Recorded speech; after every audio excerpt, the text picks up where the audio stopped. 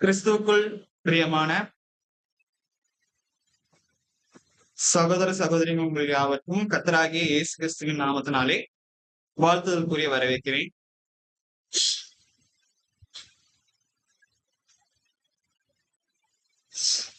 ஒவ்வொரு வாரமும் ஒவ்வொரு தலைப்பின் கீழாக நாம் தேவனுடைய வார்த்தையை தியானித்துக் கொண்டு வருகிறோம்.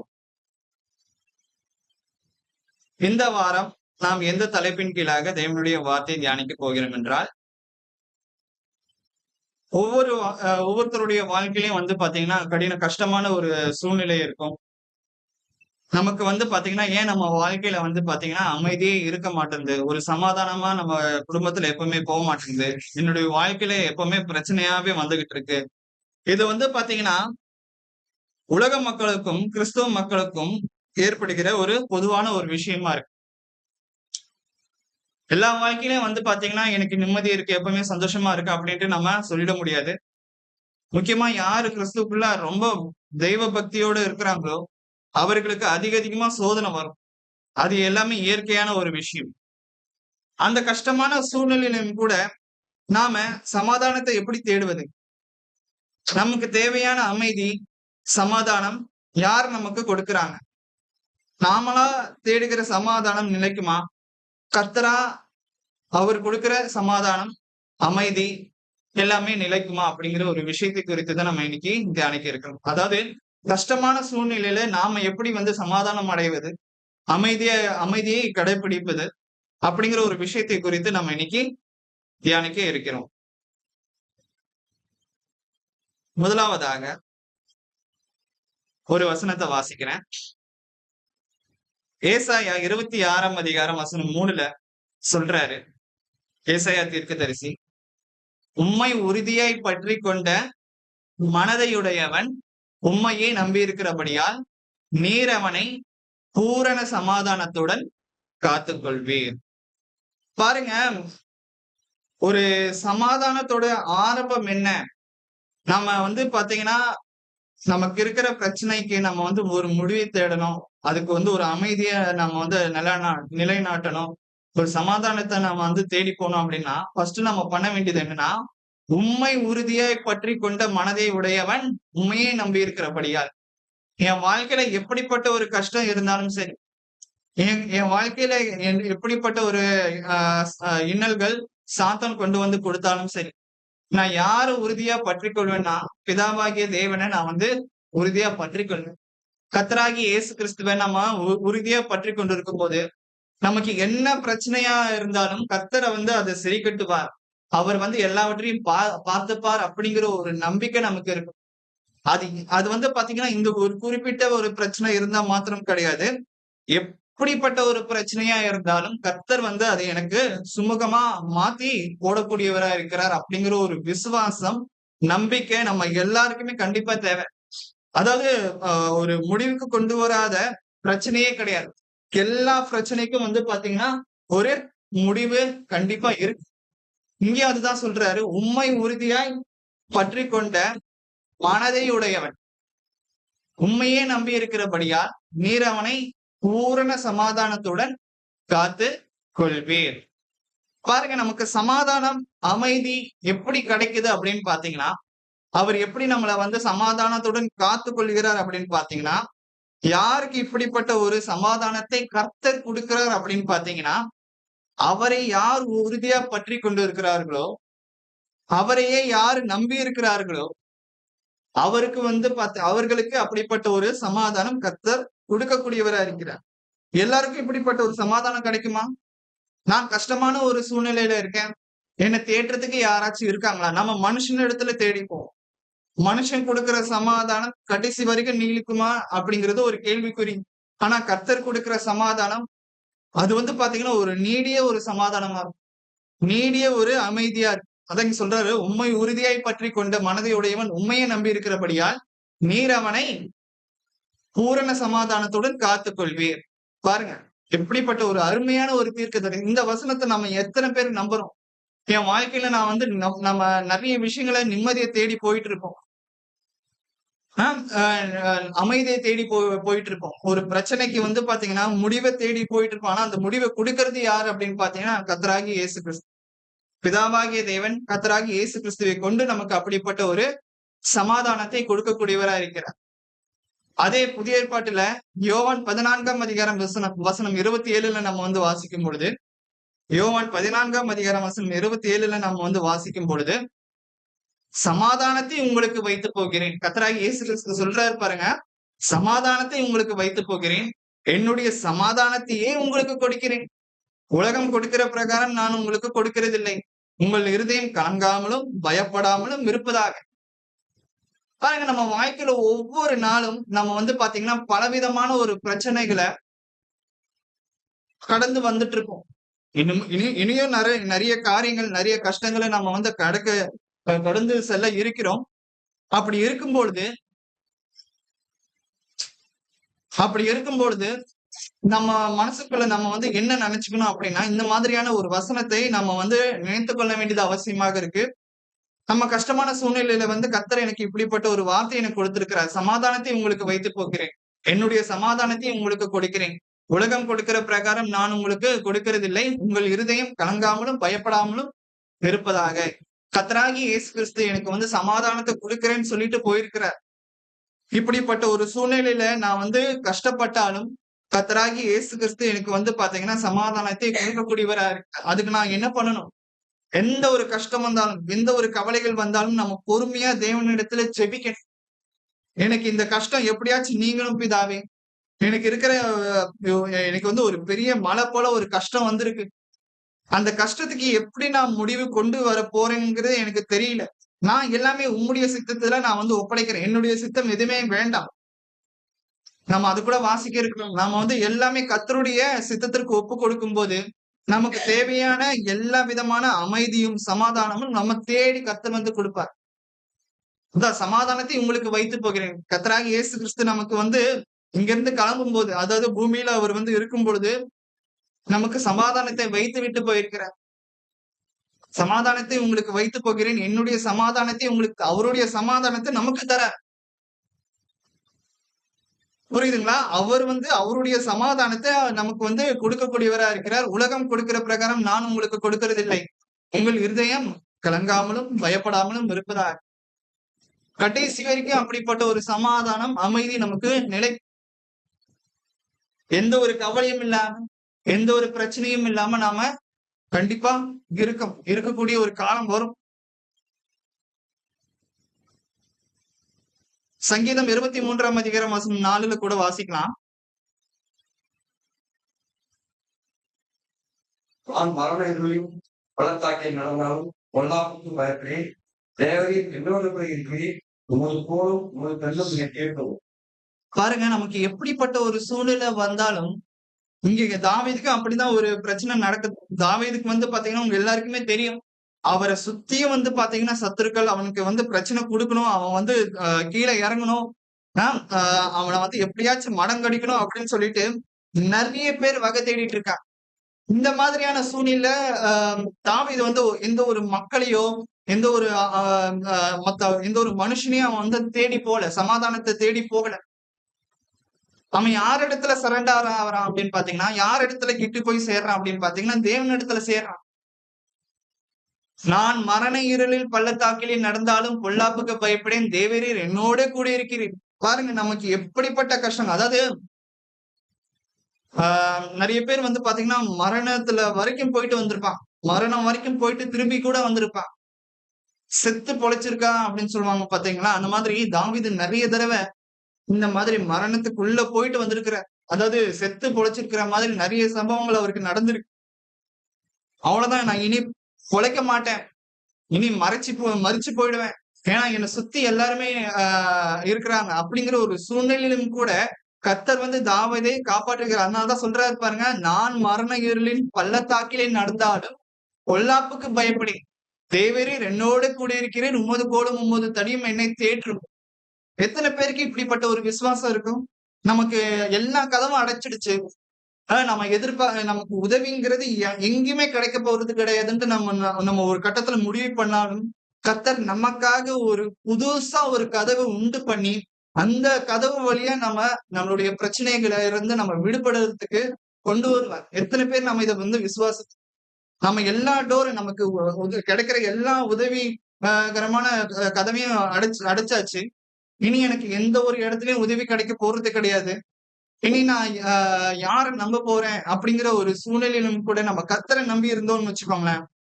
கர்த்தர் நமக்கு எல்லா காரியத்தையும் பாத்தீங்கன்னா வாய்க்க பண்ணுவார். ம். நம்ம பாத்தீங்கன்னா, அதான் சொல்றாரு. அதாவது மரண கஷ்டத்துல இருந்தாலும் கூட கர்த்தர் பாத்தீங்கன்னா, நம்மளை காப்பாற்றக்கூடியவரா இருக்கிறார். யோவான் 16ஆம் அதிகாரம் வசனம் 33ல கூட நாம் வாசிக்கலாம்.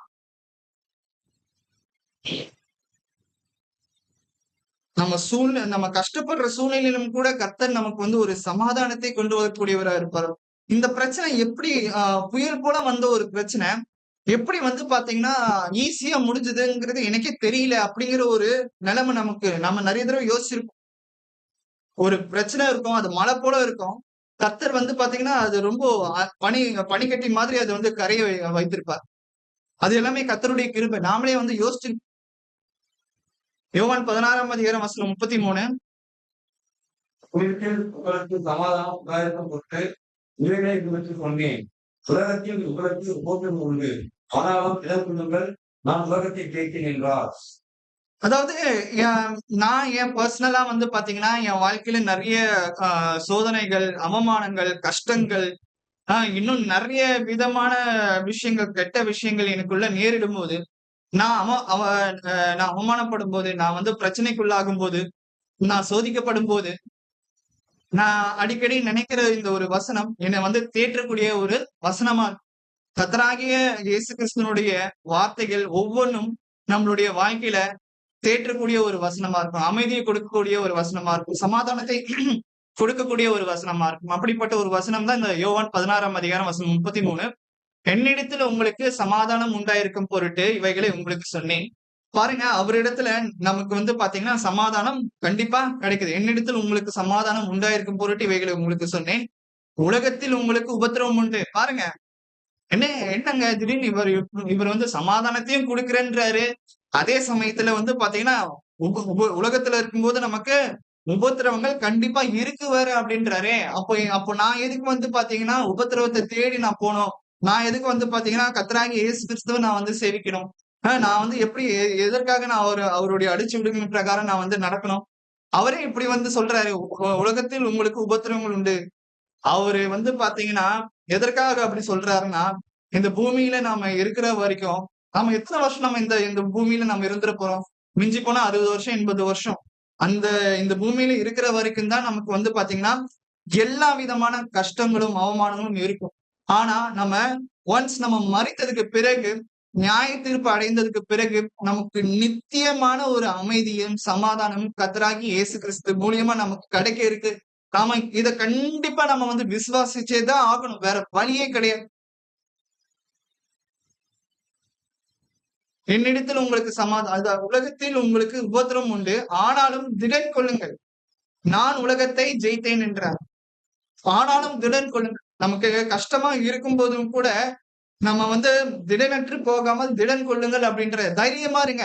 உங்களுடைய விசுவாசத்துல இருந்து ஒரு சொட்டு கூட நீங்க கீழே கீழே போயிடாதீங்க. விசுவாசத்துல இன்னும் அதிகமா வளருங்க. சாத்தான் பாத்தீங்கன்னா தேவனிடத்திலே தேவனை விட்டு உங்களை பின்வாங்க வச்சிருவான். கர்த்தர் கைவிட மாட்டார். பிதாவாகிய தேவன் நம்மளை கைவிட மாட்டார். இருந்தாலும் நம்மளுடைய மனசை எப்படி மாத்துவான் அப்படின்னா, கஷ்டத்தை கொடுத்து நம்மள பாவம் பண்ண வச்சு,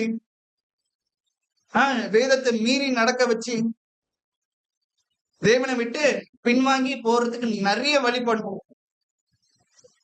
ஆனா நீங்க அவர் இயேசு கிறிஸ்து என்ன சொல்றாரு பாருங்க, நீங்கள் திடன் கொள்ளுங்கள், ஆனாலும் திடன் கொள்ளுங்கள், நான் உலகத்தை ஜெயித்தேன் என்றார்.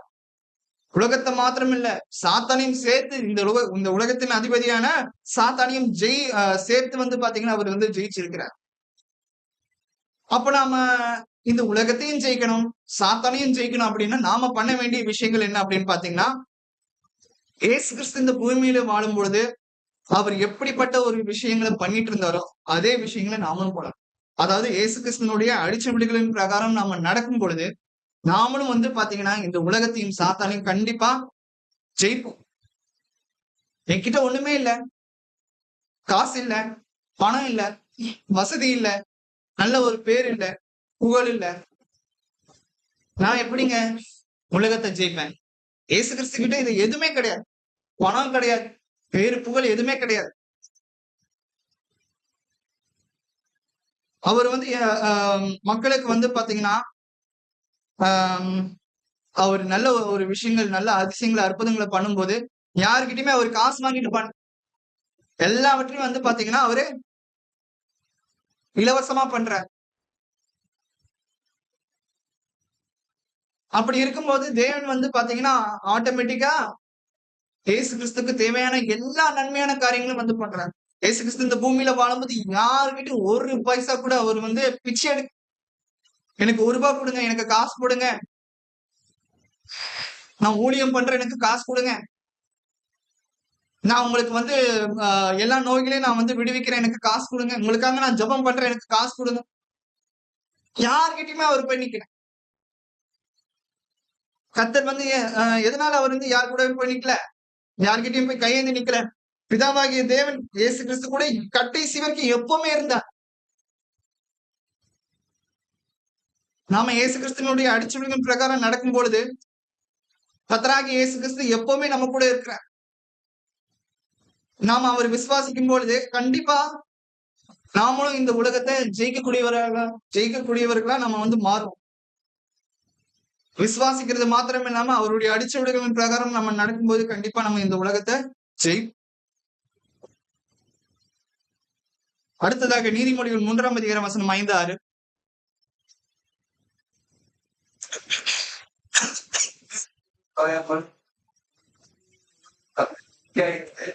வழிகளெல்லாம் அவரை நினைத்துக்கொள், அப்பொழுது அவர் பாதைகளை தொகைப்படுத்துவார். இங்க வந்து கிளியர் சொல்றாரு பாருங்க. நீதிமொழிகள் 3ஆம் அதிகாரம் வசனம் 5, 6. உன் சுய புத்தியின் மேல் சாயாமல் உன் இருதயத்தோடும் கர்த்தரில் நம்பிக்கையா இருந்து உன் வழிகள் எல்லாம் அவரை நினைத்துக்கொள், அப்பொழுது அவர் உன் பாதைகளை செவைப்படுத்துவார். நாம ஒவ்வொரு நாளும் நம்ம வந்து கஷ்டப்பட்டுட்டு இருக்கோம், கவலைப்பட்டுட்டு இருக்கோம், வேதனைப்பட்டுட்டு இருக்கோம். ஆனா இதெல்லாம் ஏன் படுறோம் அப்படிங்கிறது நம்ம யோசிக்க மாட்டேன்றோம். இது எல்லாமே நாம சுய புத்தியின் மேல் சாய்ந்து நாமளே வந்து பாத்தீங்கன்னா நிறைய விஷயங்களை துணிச்சலா நம்ம வந்து பண்ணிட்டு இருக்கோம். நம்ம மனம் போன போக்குல போயிட்டு இருப்போம். நமக்கு என்ன பிடிச்சதோ அதை நம்ம வந்து பண்ணிக்கிட்டு இருப்போம். ஆனா கர்த்தர் என்ன சொல்றாரு? கர்த்தர் எப்போதும் நமக்கு வந்து பாத்தீங்கன்னா அப்படிப்பட்ட ஒரு சமாதானத்தை, அமைதியை கொடுக்கக்கூடியவரா இருக்கிறார் அப்படின்னு பாத்தீங்கன்னா, நாம எப்போ எல்லா காரியங்களையும் நம்ம கர்த்தருடைய சித்தத்திற்கு ஒப்பு கொடுக்கும் போது அப்பொழுதுதான் கர்த்தர் நமக்கு வந்து பாத்தீங்கன்னா எல்லா விதமான ஆசீர்வாதம், அதாவது அமைதி, சமாதானம் உட்பட எல்லா விதமான ஆசீர்வாதத்தை நமக்கு கொடுக்கக்கூடியவரா. அதை தாண்டி நம்ம வந்து ஒரு சில விஷயங்களை நம்ம போர்ஸ் பண்றோம் பாத்தீங்களா? எனக்கு அது நடந்தேதான் ஆகணும், எனக்கு அது பண்ணியேதான் ஆகணும், எனக்கு பிடிச்சதை நான் பண்ணியேதான் ஆகணும். மத்தவங்க யார் எக்கேடு கெட்டு போனாலும் பரவாயில்ல, என் மனசுக்கு எது திருப்தியா இருக்கோ அதுதான் நான் பண்ணுவேன், அததான் நான் பேசுவேன். அப்படி இருந்தா அப்ப நீங்க நம்ம வந்து கர்த்தருடைய சித்தத்திற்கு நம்ம ஒப்பு கொடுக்கல.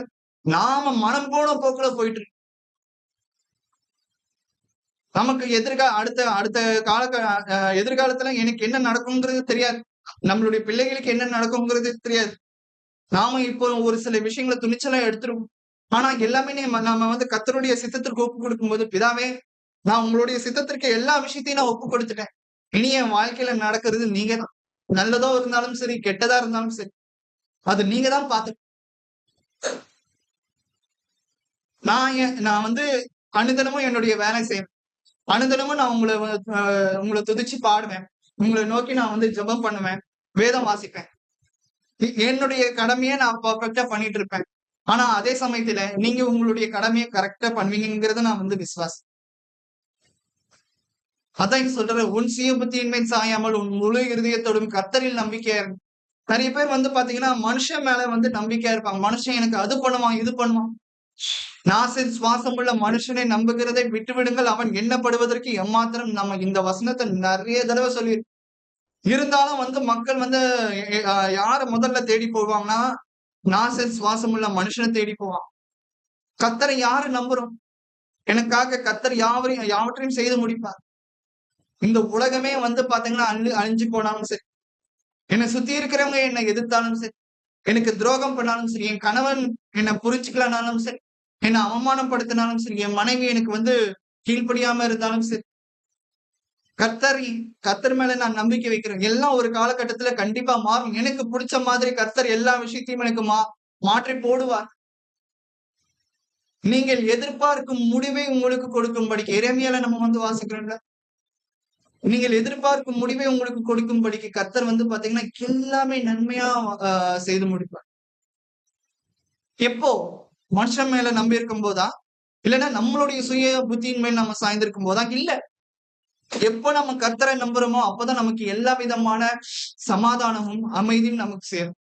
உன் வழிகளெல்லாம் அவரை நினைத்துக்கொள், அப்பொழுது அவர் உன் பாதைகளை செவ்வாய்ப்படுத்துவார். பாருங்க, போகும்போதும் சரி, வரும்போதும் சரி, படுத்துட்டு இருக்கும் போதும் சரி, உட்கார்ந்துட்டு இருக்கும் போதும் சரி, நடந்துட்டு இருக்கும் போதும் சரி, எல்லா நேரமும் நம்ம கர்த்தரை நினைச்சுக்கிட்டு இருக்கணும். உன் வழிகளெல்லாம் அவரை நினைத்துக்கொள், அப்பொழுது அவர் உன் பாதைகளை செவைப்படுத்துவார். நமக்கு தெரியாது, நம்ம கண்ணுக்கு முன்னாடி பாத்தீங்கன்னா தேவதூதர்கள் நமக்கு முன்னாடி சென்று நம்ம போற எல்லா வழிகளையும் இருக்கிற தடங்கள் எல்லாவற்றையும் நீக்கி போடுறாங்க. ஆனா நம்ம கண்ணுக்கு தெரியாது. ஓகே, இங்க ஒரு கிறிஸ்துக்குள்ள தெய்வ பக்தியுள்ள ஒரு மனுஷன் வந்துட்டு இருக்கிறாரு, முன்னாடி வந்துட்டு இருக்கிறாரு, எல்லாம் வழி விடுங்க. ஒரு ஆம்புலன்ஸ்க்கு நாம எப்படி வழி விடுறோமோ, இப்போ இந்த காலகட்டத்துலன்னா நான் பார்க்கும்போது ஆம்புலன்ஸ்க்கே வழி விட மாட்டேன்றாங்க.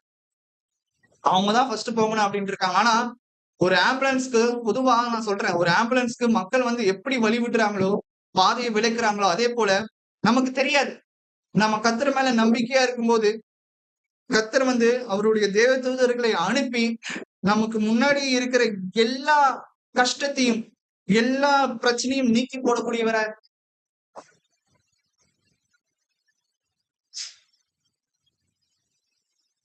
நமக்கு தேவையான அமைதி சமாதானம் ஆட்டோமேட்டிக்கா அது மூலியமாக வந்துடும். பிலிப்பியர் 4ஆம் அதிகாரம் வசனம் 6-7 கூட வாசிக்கலாம்.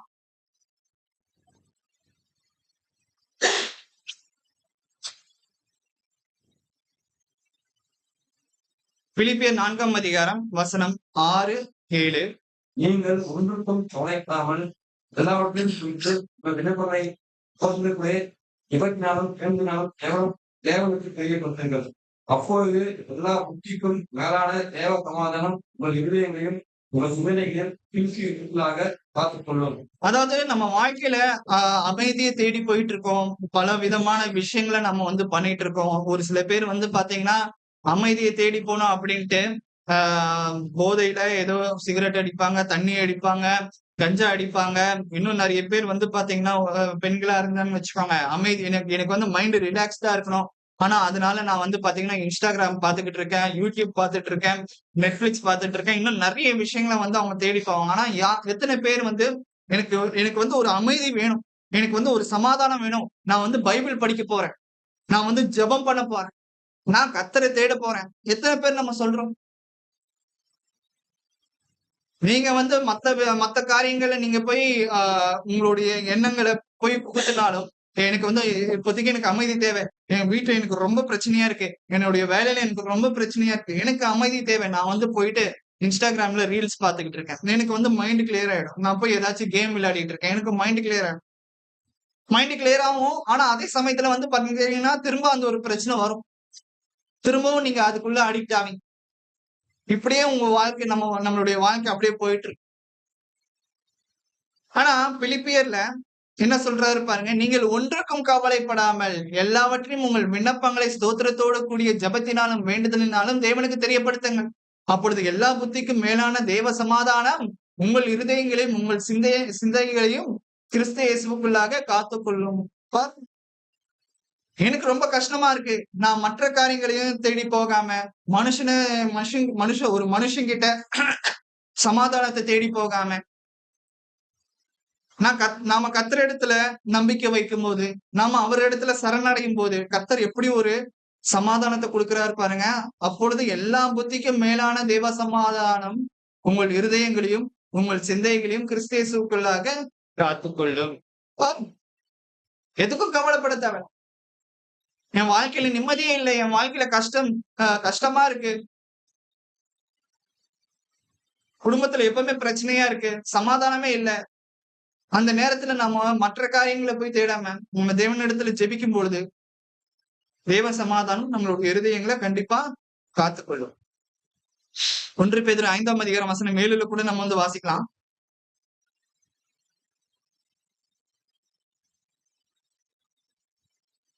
1 பேதுரு 5ஆம் அதிகாரம் வசனம் 7. இது வந்து எல்லாருக்குமே ஒரு மனப்பாடம். உங்கள் கவலையை எல்லாம் அவர்கள் வைத்து விடுங்கள். அவர் உங்களை விசாரிக்கிறவரானபடியால் உங்கள் கவலைகளை எல்லாம் அவர் மேல் வைத்து விடுங்கள். இது எல்லாருக்குமே வந்து பாத்தீங்கன்னா ஒரு மனப்பாட, சின்ன வயசு முதல் கொண்டு இது வந்து ஒரு மனப்பாட வசனமா இருக்கும். நான் எனக்கு உடம்புக்கு முடியல, ஆனா என்னை விசாரிக்கிறதுக்கு யாருமே இல்ல.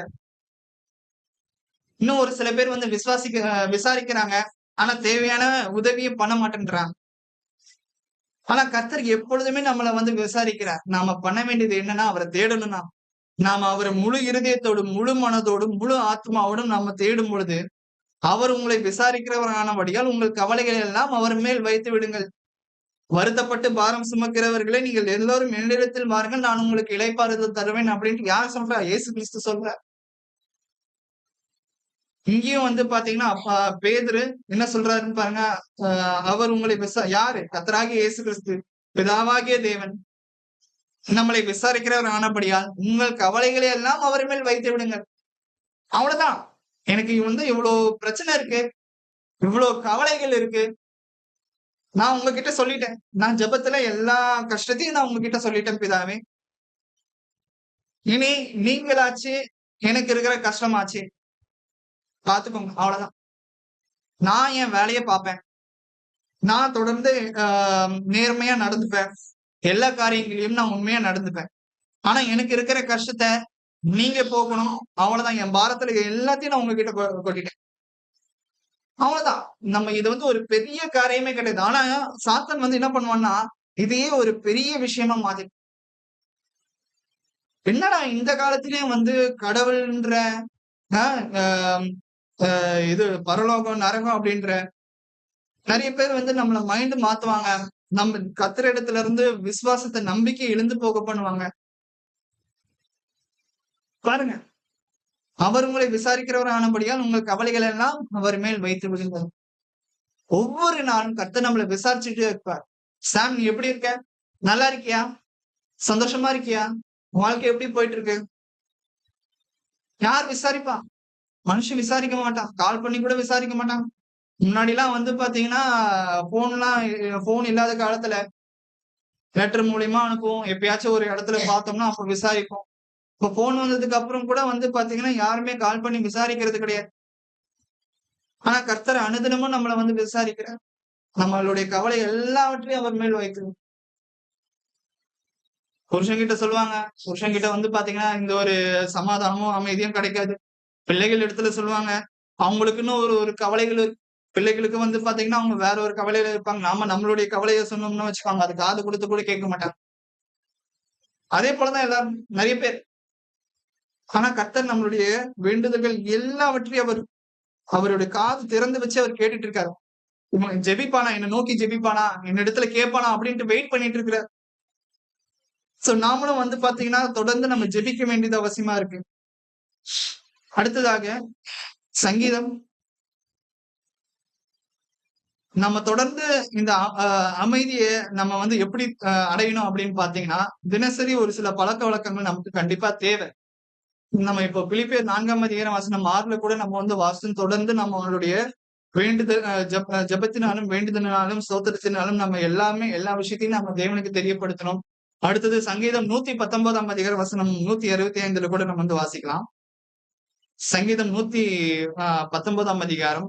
நம்ம அமைதியை எப்படி தேடி போவது, எப்படி அடைவது? ஒவ்வொரு நாளும் அமைதி வந்து பாத்தீங்கன்னா ஒரே நாள்ல நமக்கு கிடைச்சிடாது. அதை நம்ம பிராக்டிஸ் பண்ணணும்.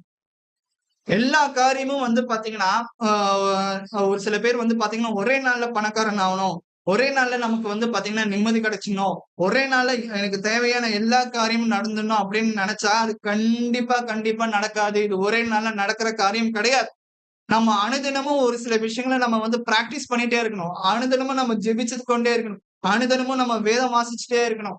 இப்ப நம்ம வந்து உடம்ப குறைக்கணும் அப்படின்னா, நம்ம ஒரு வாரத்துல நம்ம வந்து ஜிம்முக்கு போயிட்டு எக்ஸசைஸ் பண்ணிட்டோம் அப்படின்னா வந்து பாத்தீங்கன்னா நம்ம உடல் எடையை கம்மி பண்ண மாட்டோம். அதுக்கு வந்து பாத்தீங்கன்னா 1 வருஷமோ 2 வருஷமோ ரொம்ப டைம் எடுக்கும். நம்ம நல்ல ஒரு சாப்பாடு சாப்பிடணும். அதுக்கேத்த மாதிரி நம்ம வந்து உடல் உழைப்பு போடணும். இப்ப உலகத்துக்கு உண்டான காரியங்களே எப்படின்னா, ஆவிக்குரிய ரீதியில நமக்கு வந்து நித்திய ஜீவனை அடைய போறோம். அப்ப நம்ம நிறைய காரியங்களை நம்ம வந்து பாத்தீங்கன்னா கட்டுக்கோப்பா இருக்க வேண்டியது அவசியமாக இருக்கு. முக்கியமா ஆவிக்குரிய ரீதியில நம்ம அதிகமா வளரும் போது நிறைய விஷயங்களை நம்ம தியாகம் பண்ண வேண்டியது இருக்கு. அதான் இங்க சொல்றாரு பாருங்க. நம்ம நமக்கு வந்து அமைதிய சமாதானத்தை நம்ம வந்து எப்படி நம்ம வந்து அடைவது அப்படின்னு பார்க்கும்பொழுது சங்கீதம் 119ஆம் அதிகாரம் வசனம் 165. உங்களுடைய வேதத்தை மிகுந்த சமாதானம் உண்டு, அவர்களுக்கு இடரில்லை. பாருங்க, உம்மது வேதத்தை நேசிக்கிறவர்களுக்கு மிகுந்த சமாதானம் உண்டு, அவர்களுக்கு இடரில் இல்லை. எத்தனை பேரு நம்ம தேவனுடைய வார்த்தைய நேசிக்கிறோம்? சரி, ஃபர்ஸ்ட் விடுங்க, நேசிக்கிறது இரண்டாவது பட்சம். ஃபர்ஸ்ட் எத்தனை பேரு நம்ம வாசிக்கிறோம்? தேவனுடைய வார்த்தையை என் இடத்துல கொண்டு வராத. ஆவுனா என் தேவனுடைய வார்த்தையை கொண்டு வந்துருவேன். தயவு செஞ்சு அப்படி சொல்றத நிறுத்து.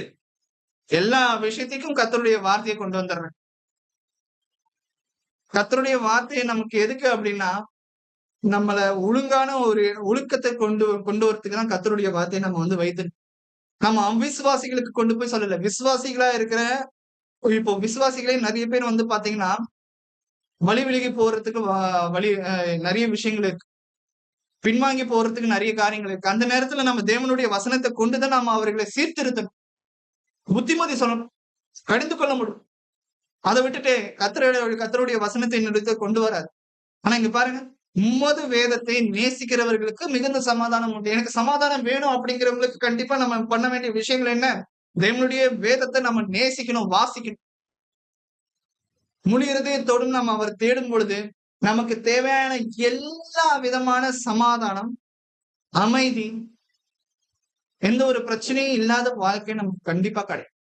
அவர்களுக்கு இடரில் இல்லை.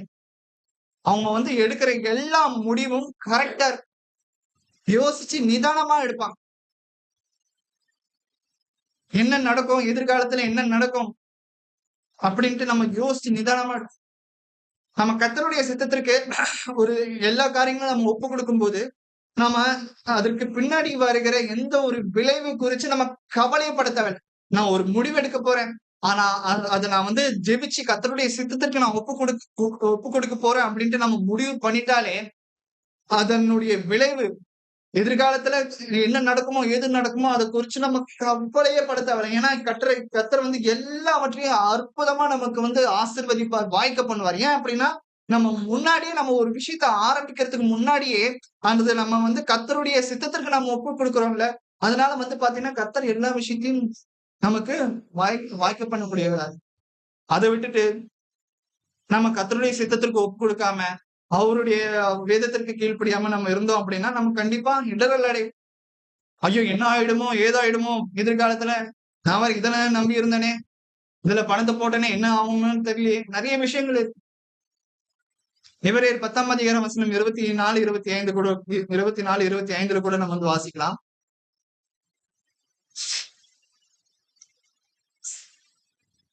சபை கூடியவர்களை விட்டுவிட்டது போல நாம இல்லாமல் ஒருவருக்கு ஒருவர் விட்டு கொள்ளவும், நாளானது குவித்து வருகிறதை எவ்வளவாய் பார்க்கிறீர்களோ அவ்வளவாய் கொள்ள வேண்டும். சத்தியத்தை அறியும் அறிவை போதுமானது. இங்க 24, 25 நம்ம வந்து வாசிக்கும் பொழுது, மேலும் அன்புக்கும் நற்கிரிக்கும் நாம் ஏவப்படும் படி ஒருவரை ஒருவர் கவனித்து சபை கூடி வருதலை சிலர் விட்டு விடுகிறது போல நாமும் விட்டுவிடாமல் ஒருவருக்கு ஒருவர் புத்தி சொல்ல கெடவும், நாளானது சமீபித்து வருகிறதை எவ்வளவாய் பார்க்கிறீர்களோ அவ்வளவாய் புத்தி சொல்ல வேண்டும். நிறைய பேருக்கு வந்து பாத்தீங்கன்னா அட்வைஸ் பண்றது, இந்த மாதிரி புத்திமதி சொல்றதெல்லாம் சுத்தமா பிடிக்காது. அதுவும் வேதாகம வசனத்தை கொண்டு சொன்னோம் அப்படின்னா காதை பொத்திப்பான். அப்படி இருக்கக்கூடாது. சபை கூடி வரணும். இல்லைங்க பிரதர், நான் வந்து ரெக்கார்டிங்க நான் பாத்துக்கிறேன், வீட்லயே உட்காந்து நான் பாத்துக்கிறேன். வீட்லயே உட்காந்து பாத்துக்கிட்டீங்கன்னா அப்போ ஞாயிற்றுக்கிழமை சபை எதுக்கு? அப்புறம் எதுக்கு இந்த வசனம்? சபை கூடி வருதலை சிலர் விட்டுக்கிடுகிறது போல, இதெல்லாம் எதுக்கு? கண்டிப்பா நம்ம எந்த ஒரு விஷயமா இருந்தாலும் ஆன்லைன்ல பதிவு பண்ணாலும் கூட நம்ம கண்டிப்பா ஞாயிற்றுக்கிழமை அன்னைக்கு சபைக்கு வரணும். கிறிஸ்துக்குள்ள பிரியமா இல்லாம நிறைய பேர் இருந்தாலும் கூட அவர்களுக்கு நாம வந்து புத்தி சொல்ல முடியும். சபை கூடி வருதலை சிலர் விட்டு விடுகிறது போல நாமும் விட்டு விடாமல் ஒருவருக்கு ஒருவர் புத்தி சொல்லக்கணும். நாளானது சமீபித்து வருகிறதை எவ்வளவாய் பார்க்கிறீர்களோ அவ்வளவாய் புத்தி சொல்ல வேண்டும். நிறைய பேர் லேட்டா வரீங்க. நான் எவ்வளவோ சொல்லிட்டேன். ஆனா பட் ஸ்டில் லேட்டா வரீங்க. இருந்தாலும் நான் வந்து சொல்றத நிறுத்த மாட்டேன். நான் அனுதினமும் சொல்லிட்டே தான் இருப்பேன். ஏன்னா சொல்றது என்னோட கடமை. நான் அது வந்து துவண்டு போக மாட்டேன். நம்மளுக்கா தோணணும். கர்த்தர் நம்மளுடைய இருதயத்தை மாற்றுவார். கர்த்தரிடத்துல யார் யாரெல்லாம் ரொம்ப பயபக்தியோட இருக்கீங்களோ, நான் கர்த்தரிடத்துல நான் சீக்கிரமா எந்திரிக்கணும். அலாரம் வச்சு சீக்கிரமா எந்திரிக்கணும். எனக்கு எப்படிப்பட்ட ஒரு கஷ்டம் இருந்தாலும் சரி, கர்த்தருடைய சன்னிதானத்துல நான் போய் சரணடையணும். கர்த்தருக்கு பயப்படுகிற பயம் யார் யார் இடத்துல இருக்கிறோம் அவங்க எல்லாருமே எல்லா விஷயமும் கரெக்டா பெர்ஃபெக்ட்டா பண்ணுவாங்க. அடுத்ததா கூட நம்ம வந்து வாசிக்கலாம். சங்கீதம் 34:14. எல்லாமே நம்ம வந்து பாத்தீங்கன்னா, ஒரு ஒரு குடும்பம் இருக்கு, அதுல ஒரு பிரச்சனை இருக்கு அப்படின்னா, அது சமாதானத்தை தான் நம்ம வந்து கொண்டு வரணும் தவிர, அந்த பிரச்சனையை நம்ம அதிகப்படுத்தக் கூடாது. கணவன் மனைவிக்குள்ள இருக்கிற பிரச்சனையா இருந்தாலும் சரி, பெற்றோர் பிள்ளைகளுக்கு இடையில இருக்கிற பிரச்சனையா இருந்தாலும் சரி, எல்லா விதமான பிரச்சனையும் நம்ம சுலபமா தீர்த்து முடிக்கணும். அதை விட்டுட்டு நம்ம வந்து பிரச்சனையை நம்ம வந்து பெருசு பண்ணக்கூடாது. சங்கீதம் 34:14. தீமையை விட்டு விலகி நன்மை செய். சமாதானத்தை தேடி அதை தொடர்ந்து போ. அதாவது நமக்கு எது எதெல்லாம் தீமைன்னு தெரியுதோ அதெல்லாம் நம்ம வந்து பாத்தீங்கன்னா விட்டு விலகணும். டாக்ஸிக்கான பீப்புள் இருப்பாங்க. அதாவது கெட்ட எண்ணம் கொண்ட மக்கள் இருப்பாங்க. அப்படிப்பட்ட மக்களிடத்துல இருந்து நம்ம வந்து பின்வாங்கணும். அவர்களிடத்துல ரொம்ப ஐக்கியமா இருந்தோம் அப்படின்னா ஒரு சில கட்டத்துல நமக்கே அது வந்து அவங்கள மாதிரி நம்ம மாறதுக்கு வாய்ப்பு இருக்கு. இல்லைன்னா நாமளும் ரொம்ப கஷ்டமான அவர்கள மாதிரி ரொம்ப அவங்களுடைய வார்த்தைகள் எல்லாவற்றையும் கேட்டு நாம ரொம்ப வருத்தப்படுறதுக்கும் வாய்ப்பு இருக்கு.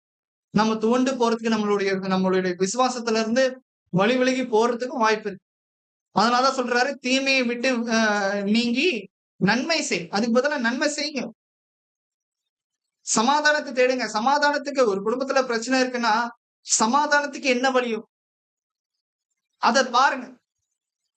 மன்னிப்பு எதிர்பார்க்கணும், மன்னிங்க. அவர்களுக்கு தேவையான நன்மையான காரியங்களை செய்யணுமா செய்யுங்க. அதுதான் சமாதானத்தை தேடுறது. இல்ல நீ பண்ணு நான் பண்றேன், நான் பண்ணாதான் நீ பண்ண, அப்படி இல்ல. ஃபர்ஸ்ட் யார் வேணாலும் ஆரம்பிக்கலாம். சமாதானத்தை யார் வேணாலும் ஆரம்பிக்கலாம். அதை தொடர்ந்து ஒரு சில நேரங்கள்ல பண்ணுவாங்க. கர்த்தருடைய வார்த்தை அன்னைக்கு கேட்கும்போது ஓகே நல்லா இருக்கும். அன்னைக்கு ஒரு 2-3 நாள் பண்ணுவாங்க. ஆனா அது கடைசி வரைக்கும் அந்த சமாதானத்தை தேடுவாங்களா அப்படின்னு பார்க்கும்போது அது ஒரு கேள்விக்குறி. நம்ம தொடர்ந்து சமாதானத்துக்கு என்ன வழியோ வாழ்க்கையில பிரச்சனை நடக்கும்போது அதை தான் நம்ம தேடிப்போம். அதை விட்டுட்டு ஏற்கனவே எரியிற நெருப்புல எண்ணெய் ஊத்தக்கூடாது. இன்னும் நான் அதிக பிரச்சனை பண்ணுவேன் அப்படின்ட்டு நாம வந்து யோசிக்க கூடாது. மத்தேயு 5:9 கூட வாசிக்கலாம். மத்தேயு 5:9. சமாதானம் பண்ணுகிறவர்கள் பாக்கியவான்கள், அவர்கள் தேவனுடைய புத்திரர் எண்ணப்படுவார்கள். இது வந்து பாத்தீங்கன்னா கர்த்தராகிய இயேசு கிறிஸ்து மலை பிரசங்கத்துல வந்து சொல்ற. இது வெறும் சீஷர்களுக்கு மாத்திரம் சொல்லல. இது வந்து மலை பிரசங்கத்துல அங்க கூடியிருக்கிற எல்லா மக்களுக்கும் சொல்ற. சமாதானம் பண்ணுகிறவர்கள் பாக்கியவான்கள், அவர்கள் தேவனுடைய புத்திரர் எண்ணப்படுவார்கள். ஒரு குடும்பம் இப்ப யாரோ தெருவுல சண்டை போட்டுட்டு இருக்காங்க. நிறைய பேர் இந்த காலத்துல வந்து என்ன பண்ணுவாங்க அப்படின்னா வேடிக்கை பார்ப்பாங்க. ஆனா எத்தனை பேர் அந்த சண்டைய முடிவுக்கு கொண்டு வராங்க, சமாதானப்படுத்துறாங்க. ஒரு குடும்பம் இருந்துச்சுன்னா அந்த குடும்பத்துல இருக்கிற 2 பேருக்கும் வந்து பாத்தீங்கன்னா சமாதானம் ஏற்படுத்துற மாதிரி பண்ணணும். அதை விட்டுட்டு குடும்பம் இன்னும் அதிகமா ஸ்பிளிட் ஆகணும் அப்படிங்கிற மாதிரி யோசிச்சு பண்ணோம்னா அவர்கள் தேவனுடைய புத்திரர் என்னப்படுவார்களா? கொஞ்சம் யோசிச்சு பாருங்க. கண்டிப்பா இல்ல. ஒரு பிரச்சனை இருக்கா அப்படின்னா அந்த பிரச்சனைக்கு ஏதாச்சும் ஒரு விதத்துல முடிவு கொண்டு வரணும். ரெண்டு தரப்புக்கும் வந்து பாத்தீங்கன்னா ஒரு பெரிய பங்கம் வராதபடிக்கு, பெரிய பிரச்சனை வராதபடிக்கு, எந்த ஒரு மன பிரச்சனையும் வராதபடிக்கு 2 பேருக்குமே சேர்ந்து சமாதானம் பண்ணும். ஒரு சில பேர் வந்து பாத்தீங்கன்னா ஒருத்தரை மட்டுமே போக்கஸ் பண்ணி அவர்களுக்கு தேவையான எல்லா நன்மையும் செய்யற மாதிரி பண்ணுவாங்க. ஏன்னா அவர்களிடத்துல இருந்து ஏதாச்சும் ஒரு ஆதாயம் வேணும். அப்படி பண்ணக்கூடாது. 2 பேருக்கும் ஒரு ஏதாச்சும் பிரச்சனை இருக்குன்னா 2 பேருக்குமே பொதுவா நம்ம இருந்து சமாதானம் பண்ண வைக்க வேண்டியது அவசியமாக இருக்கு. அப்படிப்பட்டவர்கள் எப்படி எப்படி இருக்கிறாங்க? தேவனுடைய புத்திரர் என்னப்படுகிறார். கொலோசியர் 3ஆம் அதிகாரம் வசனம் 15ல கூட நம்ம வாசிக்கும் பொழுது, தேவ சமாதானம் உங்கள் இருதயங்களில் ஆளக்கடவது. இதற்கென்றே நீங்கள் ஒரே சரீரமாக அழைக்கப்பட்டீர்கள். நன்றி அறிதல் உள்ளவர்களுமாயும் இருங்கள். பாருங்க, தேவ சமாதானம். அதாவது மனுஷன் கொடுக்கிற சமாதானம் கிடையாது. தேவ சமாதானம் நம்மளுடைய இருதயங்களில் ஆளக்கடவது. இதற்காகவே நாம பாத்தீங்கன்னா ஒரே சரீரம். கிறிஸ்துவ பாத்தீங்கன்னா கிறிஸ்துக்குள்ள இருக்கிறவங்க எல்லாருமே பாத்தீங்கன்னா நம்ம எல்லாருமே ஒரே சரீரமா ஒரே சரீரத்துல பாத்தீங்கன்னா கண்ணு இருக்கு, கால் இருக்கு. அந்த ஒவ்வொரு கண்ணும் சரி, காலும் சரி, அது ஒரு ஒரு வேலை செய்யும். கண்ணு நடக்காது, காலு பார்க்காது, காது முகராது. அதுங்களுக்கு குறிப்பிட்ட ஒரு வேலை. அதே போல கிறிஸ்து நமக்கு சரீரமா இருக்கிற நம்ம அவருடைய அவயங்களா நம்ம இருக்கிறோம்.